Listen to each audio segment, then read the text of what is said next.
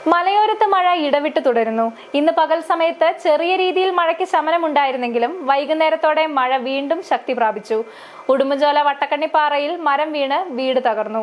ഒറ്റപ്ലാക്കൽ ജിനുവിന്റെ വീടിന് മുകളിലേക്കാണ് കൂറ്റൻ വേങ്ങമരം പതിച്ചത്.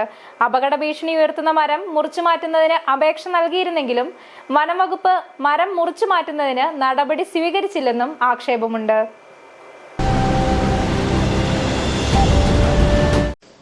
മഴയ്ക്ക് നേരിയ ശമനമുണ്ടെങ്കിലും മലയോരത്ത് ഇടവിട്ട മഴ തുടരുകയാണ്. പകൽ സമയത്ത് തോർന്നു നിന്ന മഴ വൈകുന്നേരത്തോടെ കൂടുതൽ ശക്തമായി. ഒപ്പം കനത്ത കാറ്റും വീശി. ഉടുമ്പൻചോല പഞ്ചായത്തിലെ വട്ടക്കണ്ണിപ്പാറയിൽ മരം വീണ് വീട് തകർന്നു. ശക്തമായ കാറ്റിലും മഴയിലും സമീപത്തുണ്ടായിരുന്ന വേങ്ങമരം വീടിന് മുകളിലേക്ക് പതിക്കുകയായിരുന്നു. വീടിന്റെ മേൽക്കൂര തകർന്നു വീണ് വീട്ടുപകരണങ്ങളും നശിച്ചു. വീട്ടിൽ ആളുണ്ടായിരുന്ന സമയത്താണ് മരം വീണത്. അത്ഭുതകരമായിട്ടാണ് ഇവർ രക്ഷപ്പെട്ടത്.